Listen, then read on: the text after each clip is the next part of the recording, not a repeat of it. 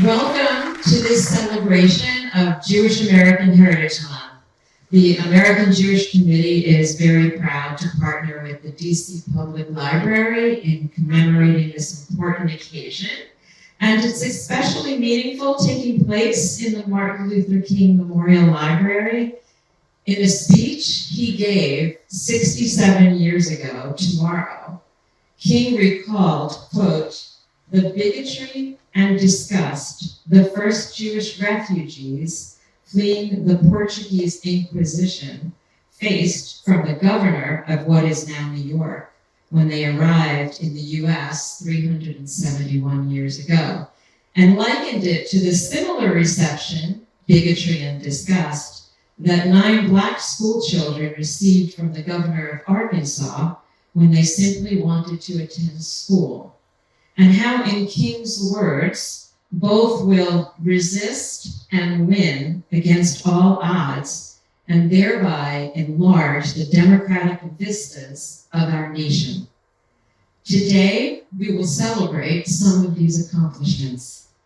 For those of you who don't know us, the American Jewish Committee is the global advocacy organization for the Jewish people.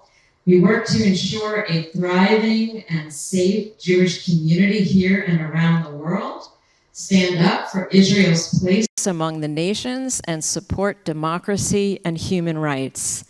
In DC, Maryland, and Virginia, AJC works closely with community leaders, diplomats, and other partners to build a strong, united community dedicated to American and Jewish values. And speaking of community, we would like to recognize and thank community members who are here, particularly Montgomery County Council member Andrew Friedson. And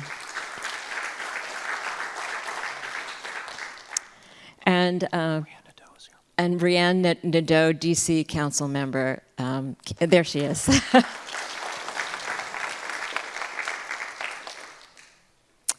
For the past 19 years, May has been recognized as Jewish American Heritage Month. The United States has many heritage months, and by celebrating these, we learn about one another and we honor the richness of our nation.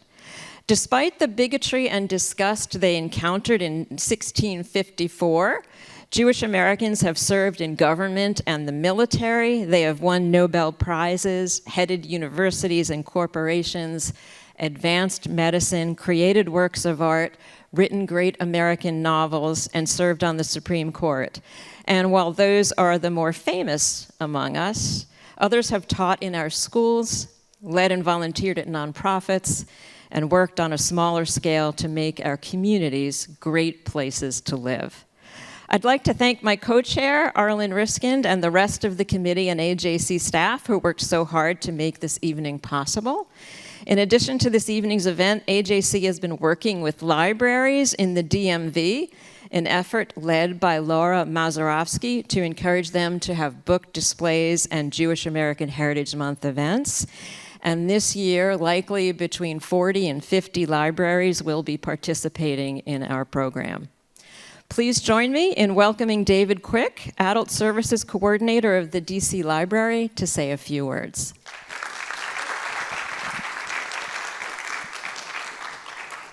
Good evening, everyone.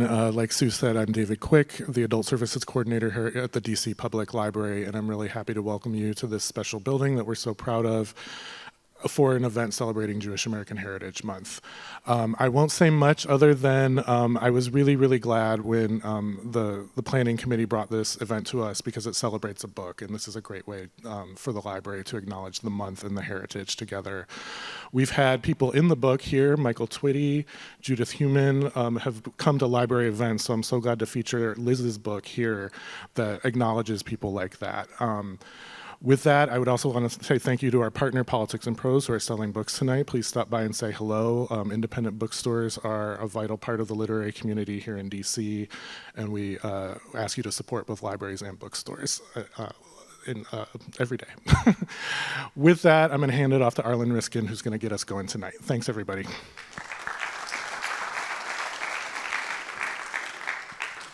Thank you, David. As you've heard, I'm Arlen. And on behalf of the event committee and my co-chair, Sue, I want to welcome you to this exciting evening.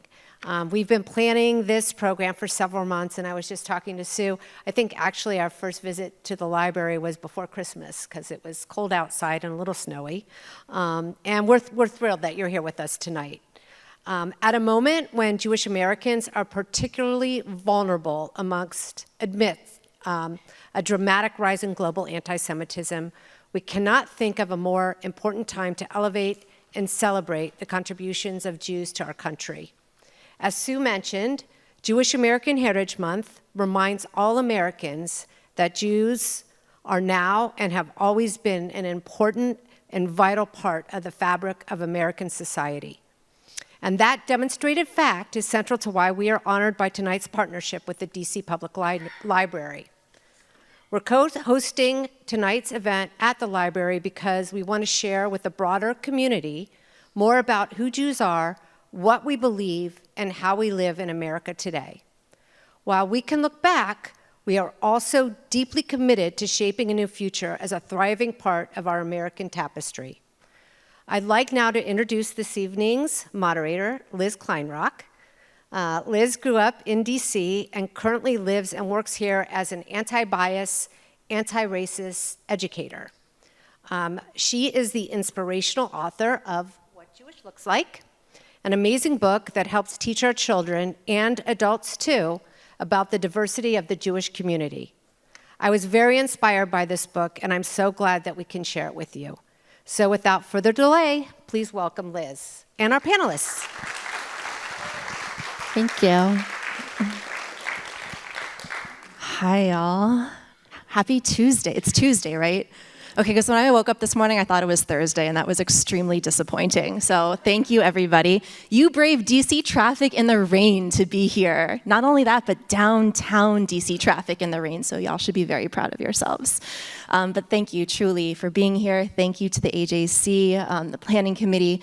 This has been a labor of love and passion for the past number of months, and the fact that tonight it all comes to life, thank you so much. And also thank you so much to DC Public Libraries. I grew up going to DC Public Libraries. It was like a weekly outing with my mom every weekend. But fun fact, for this particular book, I came here to do my revisions in the reading room on the 3rd floor. So being able to kind of come full circle it's very, very surreal. If you saw me freaking out about seeing that earlier, that's why.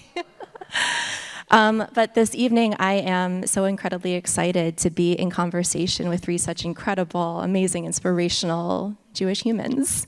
But I guess before I do their introductions, and y'all can learn even more about how amazing all these people are, we're here because of this book. And also my co-author, Caroline Kewson Pritchard, says hello, and she said that she can't be here this evening as well.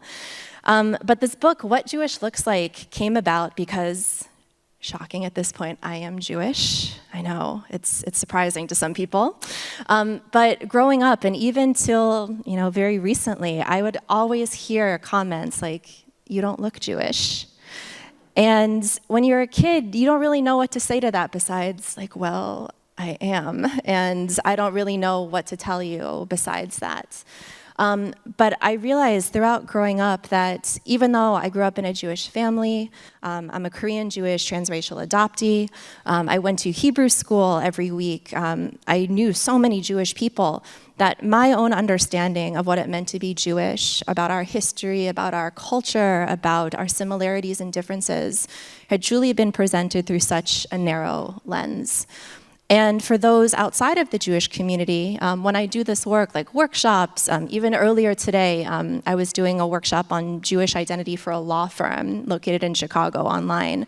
And when I ask folks, what has been your understanding, your education around Jewish people in history? Like if you go back to kindergarten through 12th grade, what was that like, if you had that at all?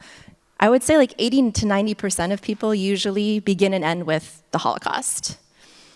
And we have to think about when our lens is so narrow, when we are only presented with some of the worst things that have been done to us by other people, we know that's not how we only want to be defined. That's not how any community should ever be defined.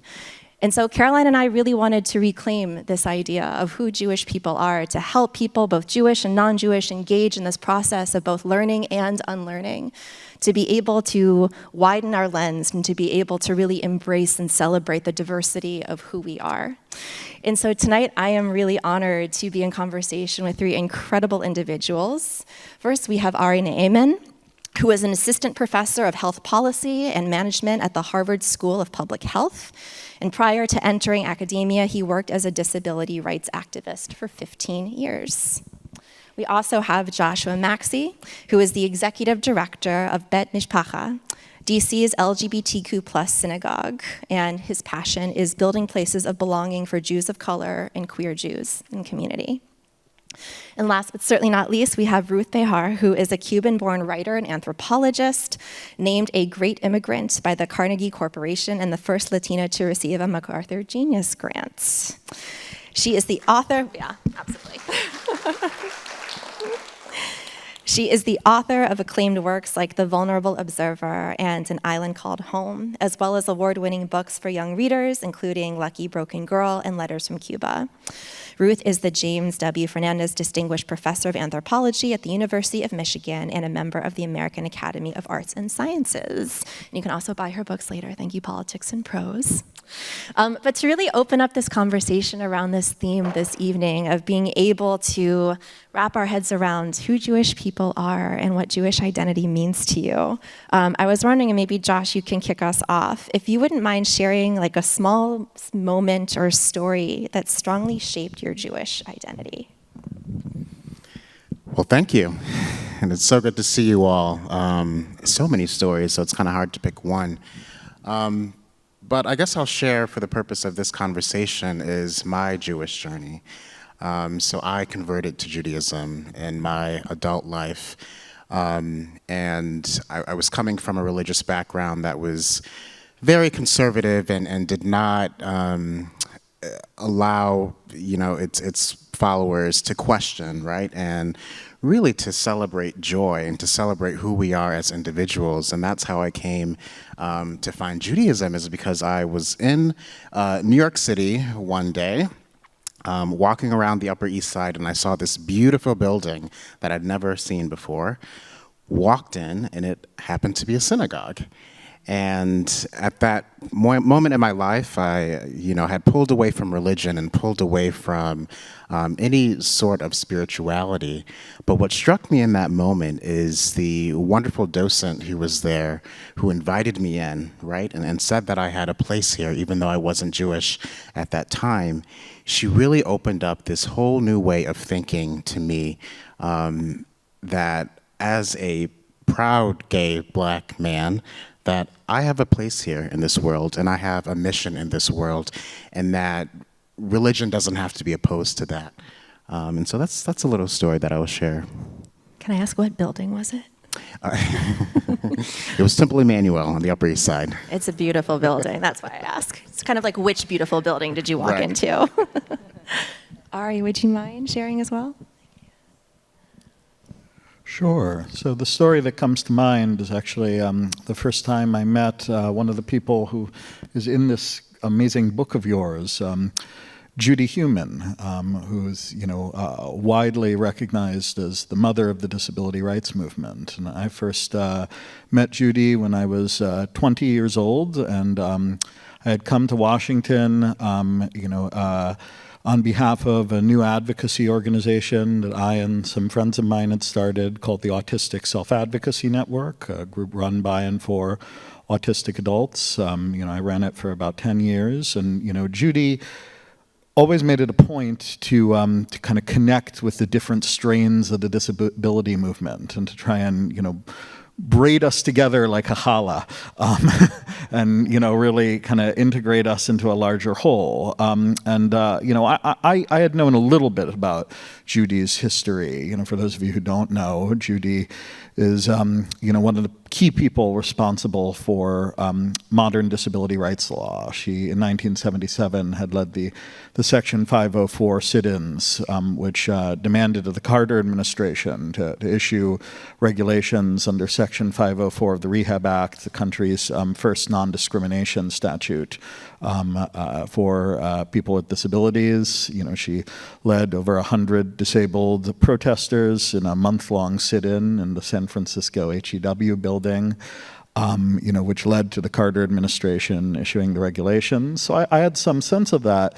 You know, but what was, I think, a real surprise to me, you know, as someone at that point had kind of a complicated relationship with my Jewish identity, was how unapologetically, you know, loudly Jewish Judy was. That was really important to me because, you know, I had had the experience of, you know, having to leave the Jewish day school, you know, they had grown up in, you know, after I had received my autism diagnosis. And actually she had had, you know, an experience early in her life of being turned away from her local yeshiva, which was much worse because, you know, she was also turned away from public school, you know, because of, you know, the fact that she used a wheelchair, and at that time there were no laws that protected her from that. But somehow, you know, she had managed to still, despite that experience, be fully, you know, active as a leader in Addis Israel, her synagogue, you know, as just a prominent figure in the local Jewish community, as the person who always went to the young disabled Jewish activists and said, do you have a place to go for Yom Kippur? Do you have a place to go for Seder? I discovered that had been something that she had been doing, you know, even before, when she was in the counterculture, even when she was, you know, doing protests, that there had been Shabbat dinners at the 504 sit-in. And it gave me this incredible feeling because it said to me that it was possible to reconcile my identity as a disability rights activist, as a disabled person, and my identity as a proud Jew, and that those two things, you know, could live together. And, you know, I didn't have to have the Jewish world and, you know, the disability rights world, but, you know, that I could be a proud Jewish disability rights activist. And over the years, I knew Judy. That was, you know, one of the things, the many bonds, you know, that I shared with her. It meant the world to me, and it opened up a way of feeling proud of my Jewish identity and comfortable with it in a way that has persisted my entire life and that I've passed on to my children. Thank you, Ari. All right, Ruth, you're up.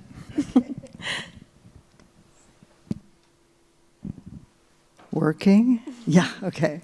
Well, let me just say how thrilled I am to be here tonight and how honored I am to be part of this book. Ruth is in the book. I'm in the book. And I was totally surprised and thrilled to find myself in the book, What Jewish Looks Like. And just want to say thank you for including me. It's so amazing. And what you wrote about me is so totally correct, too, which That's I really love. And so what's always been very important about my identity has been navigating the Cuban and the Jewish parts of my identity. I was born in Cuba, as were my parents. My grandparents on both sides of the family were immigrants to Cuba 100 years ago, basically, in the 1920s. On one side, Ashkenazi, on the other side, Sephardic. The Behar last name is my Sephardic last name. And so I kind of grew up aware of these intersections of identity. On the one hand, Ashkenazi and Sephardic. On the other hand, Cuban and Jewish. And just kind of speaking of Seders, the way I grew up in Queens, New York. And what I always found so interesting, and I noticed it as a kid, was that Passover would end, you know, we would eat matzah all week, you know, properly as Jews are supposed to do. And then my parents and all their friends, they had a group of Cuban Jewish friends. In fact, they called themselves El Grupo, you know, the group. And at the end of Passover, we would go to their favorite Cuban restaurant on Roosevelt Avenue called El Rincón Criollo, the Creole Corner. So I always found that really interesting. We'd have Passover, and then as soon as Passover was over, we'd run to a Cuban restaurant. And even though it wasn't kosher, it was okay because it was outside of the house. So whatever we ate outside of the house was Cuban, and that was okay, and then there was the kosher food at home. So I always found that so interesting. And then the other intersection that I found interesting was that we would often go to Cuban Chinese restaurants. And I also thought that, also in Queens, in the Roosevelt Avenue area. And I always thought that was so interesting too, because I thought, well, if you can be Cuban and Jewish, I guess you can also be Cuban and Chinese. And so it helped me to think about intersections. And that was something that I often thought about, having more than one identity, juggling them, because I was often asked, how can you be Cuban and Jewish? Do you have one Cuban parent and one Jewish parent? And I would say, no, they're both Cuban and Jewish, as am I. But I always had to explain that to people. So I kind of grew up continually having to explain who I was and how I came to have this odd mix of identities. Thank you so much for sharing that. I feel like I also get a very similar question, especially when people don't know that I'm adopted based on how I present. And something that I continue to come back to when I'm working with both kids and adults is this phrase of, I'm not a pie chart. Like, I'm not 50% Asian, I'm not 50% Jewish, I'm actually 100% all of these things all at the same time, and they all live inside me simultaneously. And I can't separate them, and I would never want to separate them, because then I wouldn't be who I am. So thank you so much, the three of you, for sharing those stories. I realize I forgot to talk about the Q&A. I'm so sorry about that. So when you came in, you probably received a card, yeah? So if there's anything that comes up that you are wondering, we know that curiosity is also a Jewish value. We love asking questions. So if you have any questions, please feel free to write it down on the card. All you have to do is hold it up. Somebody will come collect it, and then we will get to that part for the Q&A at the very end. So I apologize, I did not mention that before. As I've also been able to think about my own fluency, or rather kind of lack thereof, when it comes to different religious groups, it's interesting that when we talk about different aspects of identity, oftentimes we are focusing on race, we're talking about ethnicity, but religion seems to be one that is really, really tricky, and people don't really know how to go about navigating that conversation or asking those questions. And I have personally found that one thing that has really helped me understand my friends of different religious backgrounds is getting a sense of what their values are within their religious community. So I'm curious if each of you, maybe can we start with you, Ari? About, is there a particular Jewish value that you hold really near and dear to yourself that kind of acts as a North Star in the work that you do? It's a very interesting question. I think the Jewish value that I really consider at the core of both my engagement with the Jewish community and my work in the disability world is this sense of communal solidarity and this belief in communal belonging. Being Jewish is something that kind of defies a lot of easy categories, right? Some of us think of it as a religion, some of us think of it as an ethnicity, some of us think of it as both, but it's something that to a lot of the world, can strike people as a little weird. Like, what are you guys anyway? Where do you exactly fit into the preconceived notions I have of how people should be?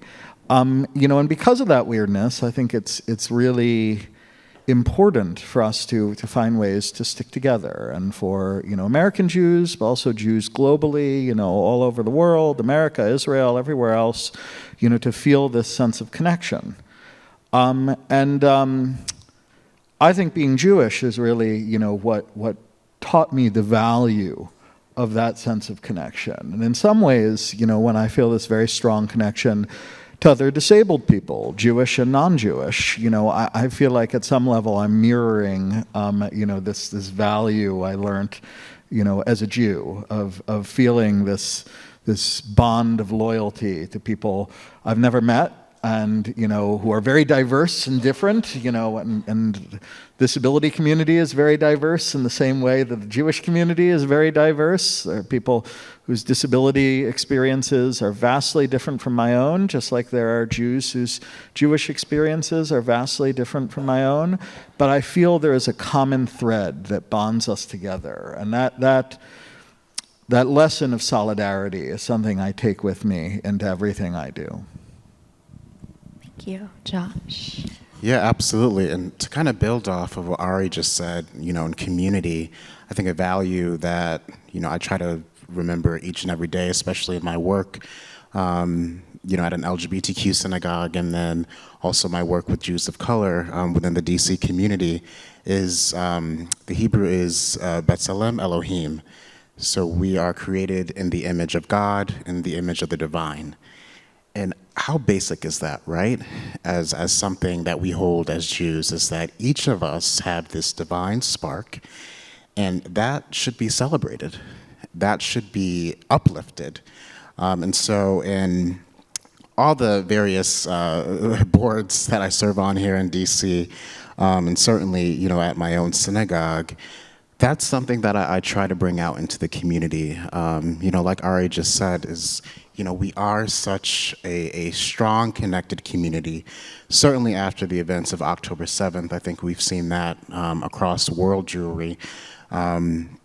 But our differences, right, amongst different religious practices, again, different ways of us just being, I think it makes us so beautiful as a community. And I've been so inspired to see different organizations around the DC area really invest in uplifting that aspect, that we are not a monolith as Jews, and we ought to celebrate each of our differences and diversities. I think it's on. Yeah. That was beautiful. I guess it's already been said, but I would just add the word tzedakah, charity, and I thought of it in Spanish, haz bien y no mires a quien, which is like give to others, give charity without seeking credit, without caring to whom we're helping, but helping others. And I think of that value of tzedakah as being very important. And I think about my parents who came to the United States as refugees from Cuba, as we all did in my family, and the generosity that they have when they give tips to people just never ceases to amaze me. And I feel it's their notion of tzedakah.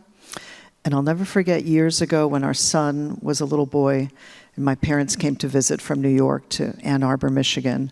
And we were at the airport, and somebody was helping my father with his suitcase, and it was, around Christmas time. And he just pulled out a $20 bill, and he said, "Merry Christmas."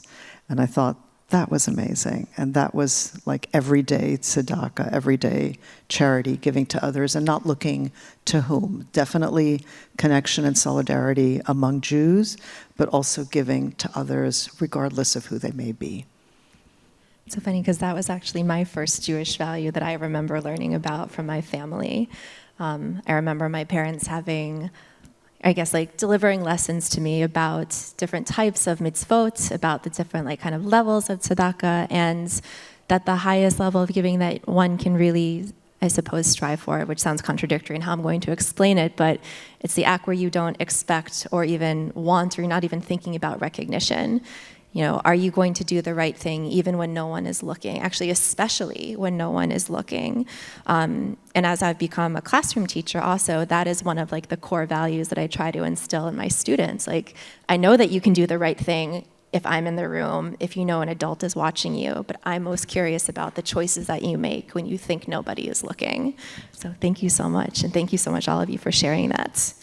Can I build on that for a moment? Because I think that's a really important Jewish value. It's always struck me as really powerful. That this word this word tzedakah that often gets translated as charity. The root word is tzedek, and that actually that word means justice, this ideal, which is present in Rambam, it's present in a lot of, halachic Jewish religious thought, that there are, different levels of charity, or tzedakah, which again, it doesn't really translate into charity, it translates into something, more important than that. We recognize these different levels because doing it the wrong way, is about us and aggrandizing ourselves, but doing it the right way is about helping, the recipient in a way that, doesn't shame them, that contributes to their own independence. And I always thought that was something that resonated to me as a disability rights value as well. So, it's just, I think, another thing in which, there's this larger idea in the Jewish tradition that has resonance for the whole world of, how do you help others, in a way that serves the interests of justice, not just charity. Bizchut velo bechesed, by right and not by charity, which is, the slogan of the Israeli disability rights movement, Bizchut, disability rights organization, Bizchut. I think that's just, really, really powerful and resonant and speaks to what the Jewish tradition can offer the world. I love that you piggybacked on that, because what you just said reminds me of some thinking that I've done throughout the years about the Jewish value of tikkun olam, about this idea of repairing the world. And I have always been very fixated on the fact that the word is repair, not save. Because repairing and saving are two very different things. That we are not trying to come from a place of saviorism, about being the paternalistic figure or community that has all of the answers. But repair connects, at least to me, to justice. It's, do people get what they need based on what they say they need and what they want, rather than somebody else trying to prescribe that for them. So thank you so much for making that connection. Now we know that all of us represent different aspects of Jewish and, this both and. We are Jewish and we also hold a number of different identities, some of which represent, I think, awareness gaps of some folks within our community, outside of our community. So I'm curious, what do you think is missing from the conversation about Jewish community and identity and culture? What are your hopes for people in this room, for folks who might be watching? What awareness gap do you hope folks to fill in? That was not one of our rehearsed questions, so if you need a moment to think about it, it's all good. We're not rehearsed. I sent them some of them in advance.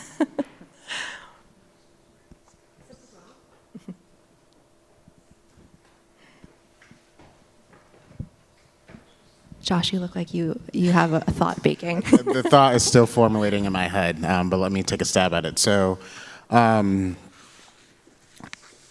I would say an awareness gap.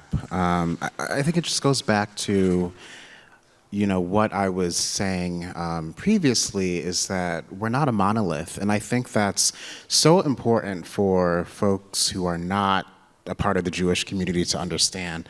I think so often, whether it be in the media or, movies or whatever, that Jews are always portrayed as this one way, most likely Ashkenazi, and if it's a religious context movie, then they're Orthodox, but we are so much more, and have so many different experiences with that. And again, I think it's on us, right, as Jews, to continue to elevate these stories. But also, I think, for the community that is not a part of the Jewish community, I think it's an opportunity to learn and to engage more, and to really seek out, what are these values that we stand by and that we hold on to as Jews.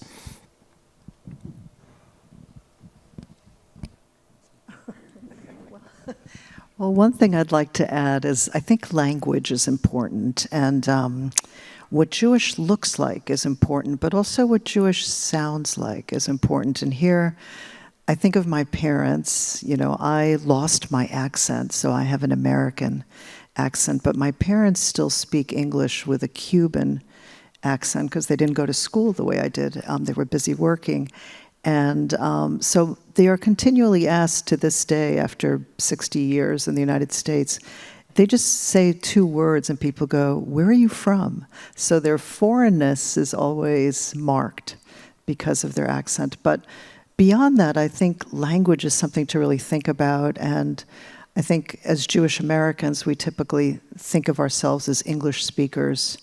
Primarily, we of course know about Yiddish, and Yiddish is very important. And in fact, when my mother and father married in Havana in 1956, my maternal grandmother's biggest concern was, how are we going to speak to Albertico's family? They don't speak Yiddish because they were Sephardic, but they spoke Ladino instead, which is a beautiful language, and which my Sephardic family thought that they had to learn how to speak good Spanish in Cuba. They didn't think Ladino was an actual language. Now we're aware that it's a language. There's an American Ladino League, and there are lots of people trying to revitalize this amazing language that Sephardic Jews have spoken since the expulsion from Spain in 1492.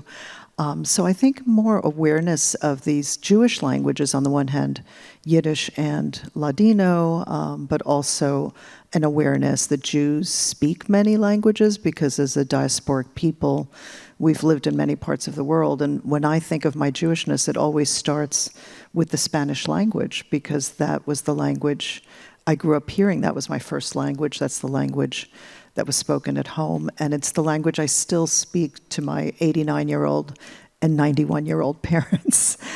So I think some more awareness of that, I think, would be, not that it's not there, there is awareness, but we could have more awareness around these issues, linguistic issues. I would say we need more comfort in our own skin. You know, I talked about Judy earlier, you know, as being, you know, very obviously Jewish. And one of the ways that, you know, manifested to me is, you know, she had a very Jewish interpersonal style. You know, she was loud, she was brash, she was direct. You know, she was a pushy Jew from New York City, and she was totally unapologetic about that. And I absolutely loved that. You know, I do think there's a sense that, you know, we feel, many of us, you know, kind of very uncomfortable, you know, with being ourselves. And there's not one way to be ourselves. Not everyone, you know, has that interpersonal style, and there are lots of Jewish interpersonal styles. But there is, I think, still some sense of the community, you know, that, you know, there's a need to constantly be striving for greater acceptance, and to some extent that comes from this generational trauma, this feeling of precarity that I think we will probably always carry, you know, certainly for many generations to come. You know, but I do worry that, you know, as proud as I am of all of the, you know, the American Jewish contributions to America, that, you know, every time we go out and say, you know, look at all of these, you know, wonderful, you know, achievements that Jews have, you know, had, and wonderful things that we've contributed to the country, that at some level we're doing that not just out of a sense of pride, but also out of a sense of fear. You know, a fear that I would like us, you know, as a community to not have to feel, and that's just been very resonant, you know, the last year and a half. I don't want us to feel like we have to buy belonging with achievement. I want us to feel comfortable in our own skin as we are, whoever that is, whatever flavor or variation of Jewish you happen to be. I think, you know, we all deserve to feel comfortable in our own skin.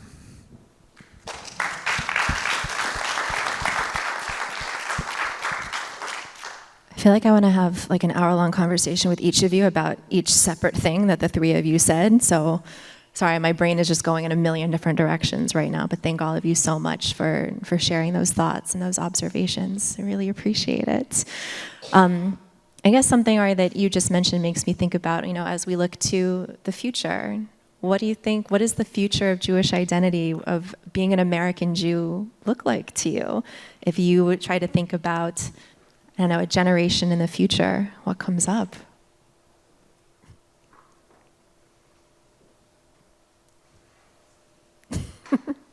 I guess, like, while you think about this, I can give some context. So for those of you who might not be familiar, the Jews of Color Initiative and Stanford University conducted a study that came out in 2021 that actually presented some really interesting data about the changing demographics of Jews in the United States.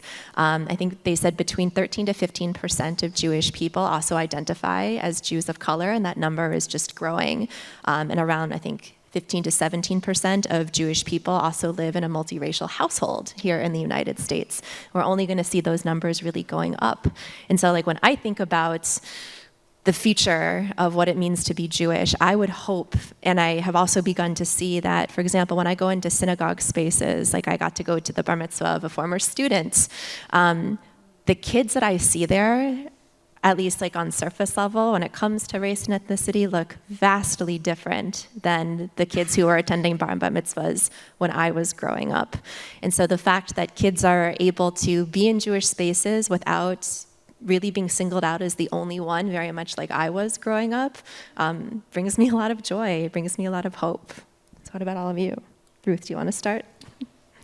Well, I agree with that too. I'd love to see more and more diversity, more and more capaciousness and expansiveness within the Jewish community, and inclusiveness of so many different identities, so many different ways to be human, so many different ways to be Jewish. You know, in addition to being a writer and an anthropologist, I'm an abuelita, a grandmother, and I have two little granddaughters who are 4 and 2, and so I think about this issue constantly. What kind of Jewish people are they going to be?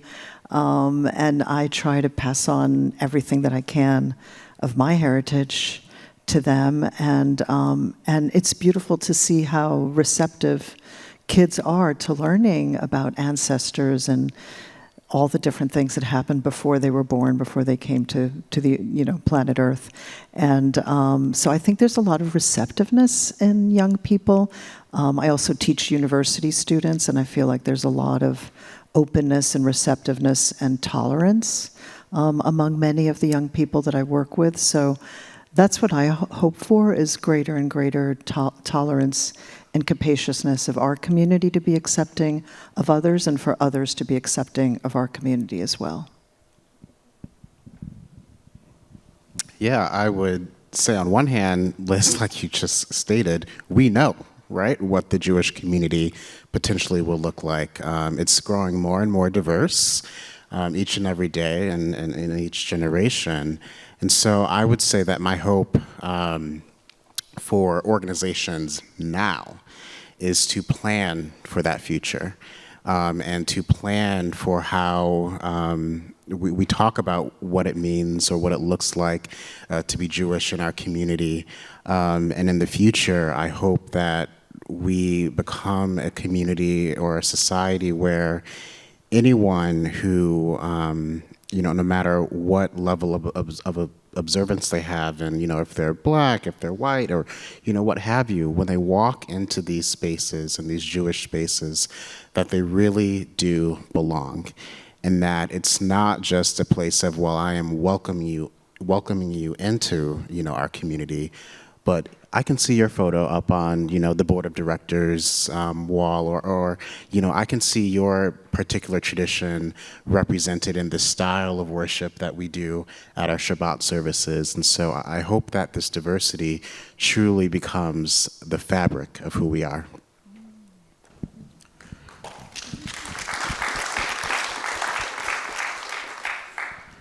So I think one of the difficult questions, one of the reasons why it's difficult to try and fully understand or to predict where the Jewish future is going to go is we're actually still at a moment of profound change for the global Jewish community, right? We're what is it, 80 years or so after the Holocaust, which is a moment when,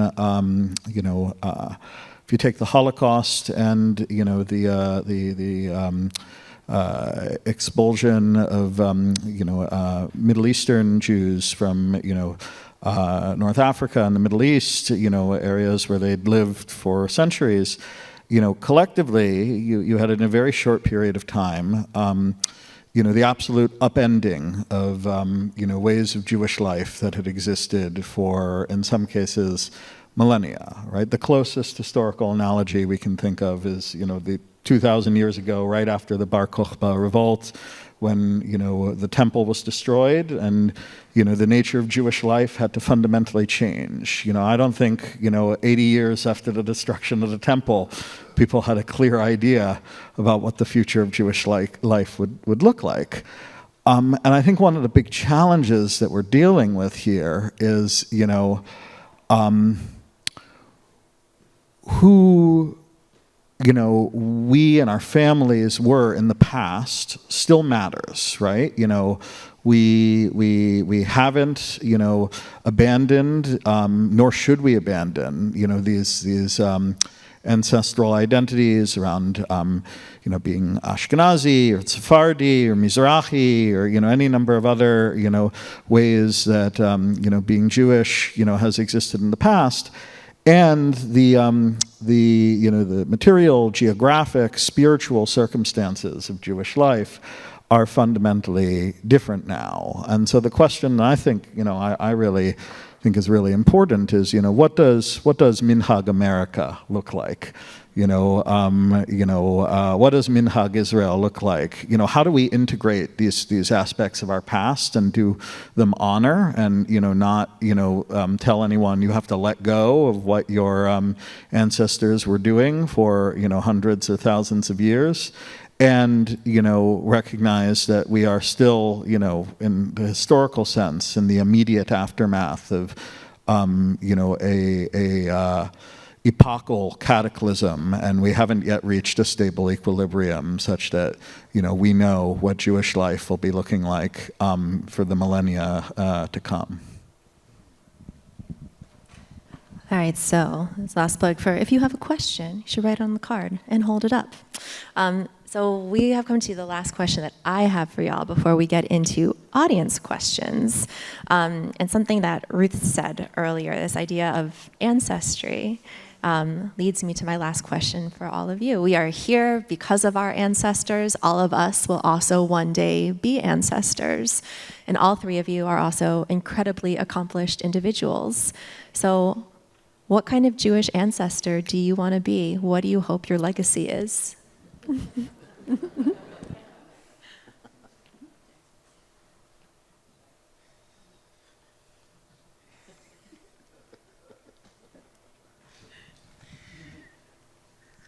Thank you, Liz.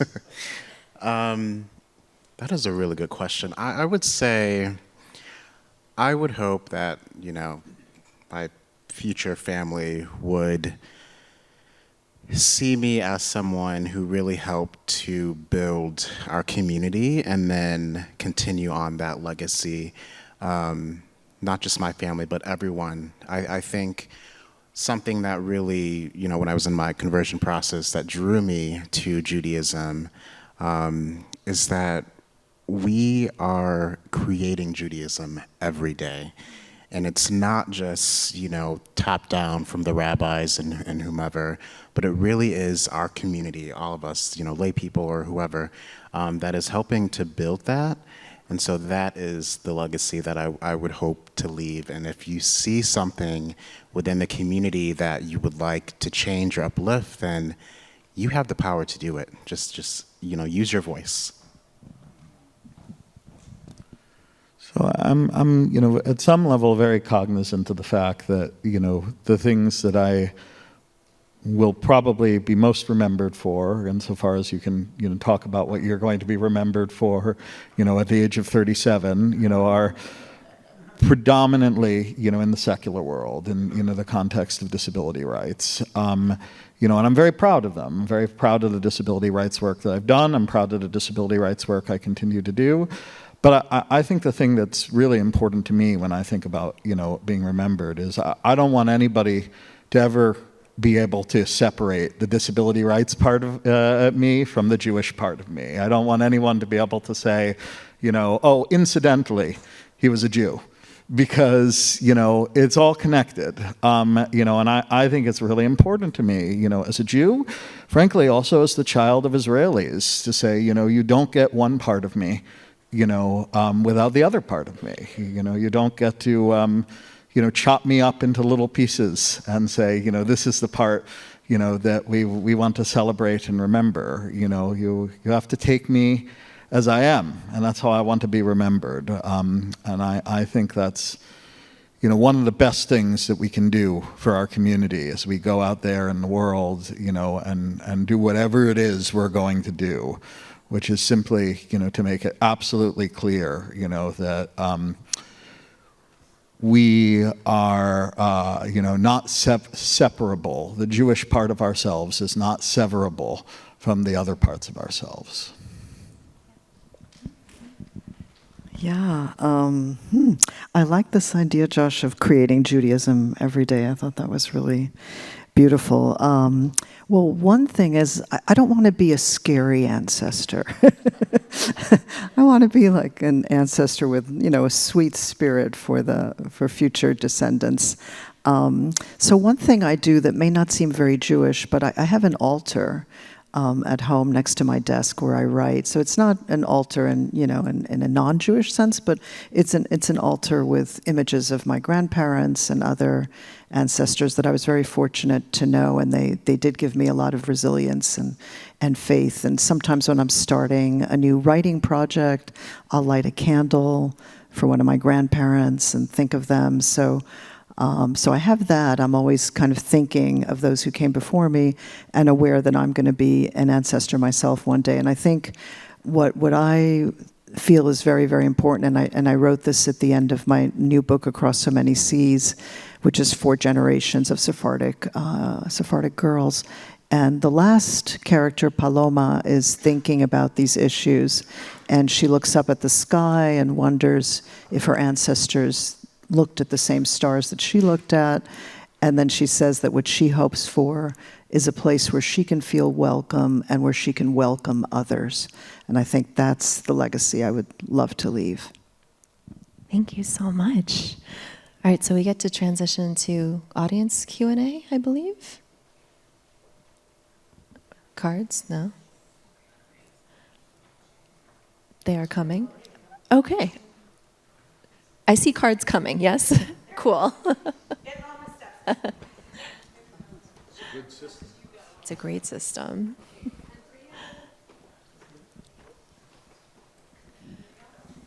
And we also do have a reception after, so if your question does not get answered and you would like to just have a conversation, just come talk to us. Thank you. Okay. It's really been an hour already. Almost. Okay.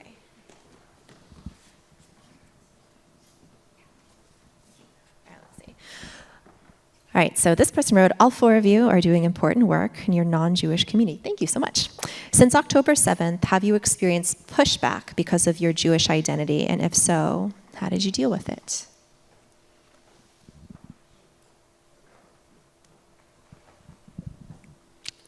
Yes.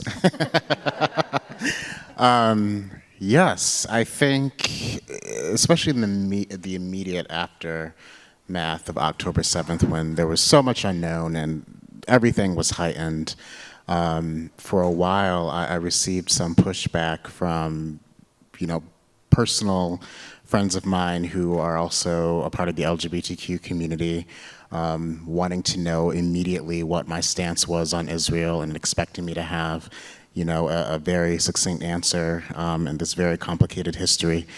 And then also, I would also say within, my own family of folks who are not Jewish, in the Black community, and having challenges about, what it means to be Jewish and what is my relationship with Israel, and how does that affect my identities, and how I got through that is just by saying, I know as much as you know, right? Like, I don't ever claim to be a scholar in any of this, especially when it comes to Israel. and we are learning together, right? And as long as we come, to the table respecting each other's viewpoints, then I think that's when conversation and dialogue can happen. So certainly, yes. I think it's been very challenging in some respects. On October 7th, my first thought was for my sister, who lives in the north of Israel, and as many of you are no doubt aware, although the attack on October 7th by Hamas took place in the south of Israel, very shortly afterwards, the north also came under bombardment, from Hezbollah. And so that was a very difficult time, and our kind of immediate concern was, figuring out, how to get my sister and, at the time, my 3-year-old niece to safety.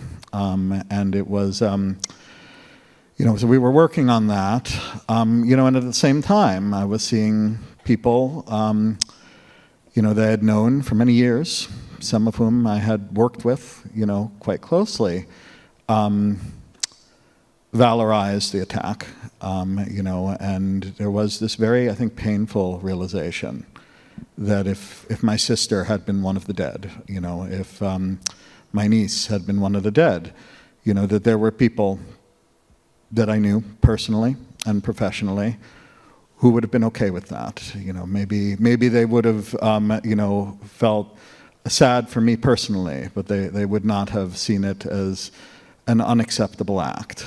And that is a very difficult thing, because I don't think you can come back from that.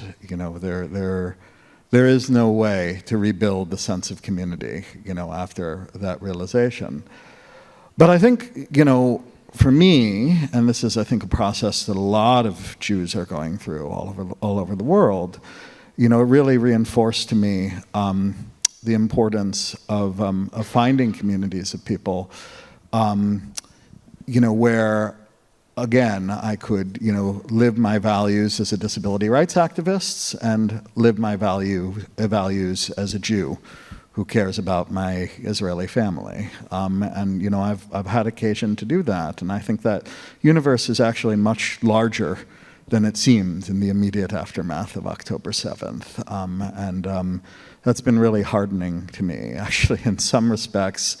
This experience has taught me about intersectionality and, the difficulties that come about, in trying to reconcile the different parts of your identity, how you feel welcome in some spaces in one part of your identity, but not in another part, and, vice versa in another part. So in that respect, I think it's actually built, greater sympathy and empathy for other forms of intersecting identity and marginalization. Maybe we are, maybe other people wouldn't have necessarily taken that particular message from this, but that's the message that I've tried to take, because I think it's important to me to hold on to both aspects, of myself as a Jew and as a disability rights activist.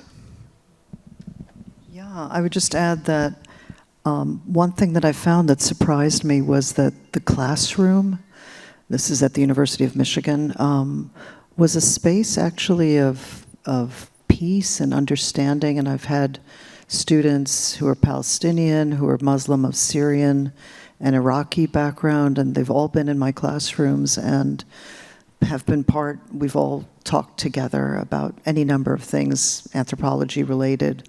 And I kind of was expecting to be hated, perhaps, and instead found that students really wanted to be part of a conversation that I was leading. So I was surprised, actually, and I think it's what Ari was talking about before, about kind of coming to things from a position of fear and thinking that you're not going to be liked, but in fact, people aren't necessarily always judging you for your Jewishness. Thank you. And I'll just answer the question, yes. Yes, impacted, absolutely, 100%. I think Time goes by so quickly. I'm so sorry. And I know that so many people wrote really thoughtful questions. Thank you so much. And again, stick around after. I think any of us would be happy to answer these like one-on-one or in a smaller group. But we'll do kind of like lightning rounds. So this question, I love this to round us out, is what is your advice for our preteens and teens for living proud, authentic Jewish lives?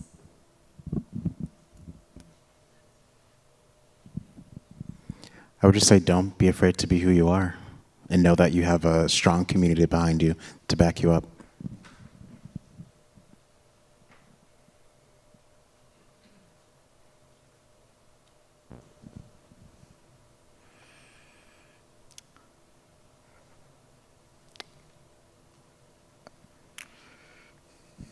Go first. You go first. I didn't want to interrupt. Well, I think knowing your traditions, and I would say read, like read Jewish literature, see Jewish films, listen to the stories of the ancestors and the elders, and just really immerse yourself in the traditions and learn about them and feel pride in them.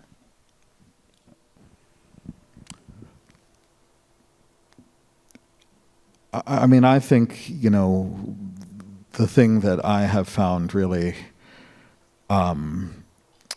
most moving, you know, this is a realization to me, and I would urge other people, you know, to find it in themselves, is I love Jews. And, you know, of course, you know, I think once I've realized that I love all different kinds of Jews, you know, it's been so much more possible, you know, to love myself as a Jew. And I would, you know, I would just, you know, urge young people to find that love, you know, of the Jewish people in yourself, you know, because I think it's incredibly empowering, and you know, as you just said, Ruth, it opens up access to, you know, this enormous wealth of tradition that I think is just an incredible, incredible gift to have received and to pass forward to others. And I would say, like, find your people, like, find your community who you lean on. I can tell you that me, Caroline, our friends Maya and Diane, we are in a group chat that is called Jew Crew in our phone.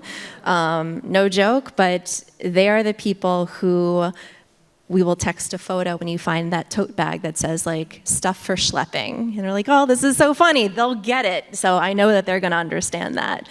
Or if there is a microaggression that happens at work or in a social situation and you just need to lean on people you don't have to explain yourself to, who just get it and understand.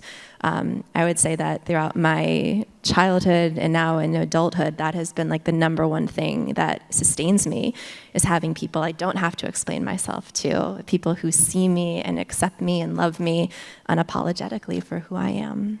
So thank you for the question, and thank you so much to Ruth and Josh and Ari for being part of this evening. Thank you to all of you for coming, and now I get to hand it over to Alan Ronkin from the AJC.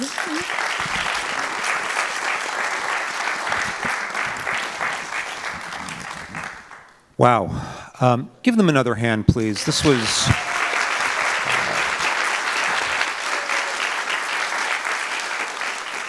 What an exceptional, thoughtful, deep panel. I am having a 12 tribes moment, ladies and gentlemen, and feeling my community expand before my very eyes. We are really blessed to have had this opportunity to really explore what Jewish looks like, who we are as a community, who we are as a people. And on behalf of American Jewish Committee, an organization that goes back over 119 years now of working to address the most pressing issues facing the Jewish community at any given moment. And sometimes we get fixated on the problems that we have to face. And I think tonight was a wonderful opportunity to look at the opportunities that we have. And to balance out that primal oi with Jewish joy. And so I want to thank my panel, my good friend Liz, and my new friends Ruth and Josh and Ari for being here. You know, they traveled from out of town to be with us this evening. Not everybody, but 2 of the 4. And we really very much appreciate it. So please join us. There is food and drink in the lobby. Our panelists are available to continue the conversation. And again, thank you all for being here this evening.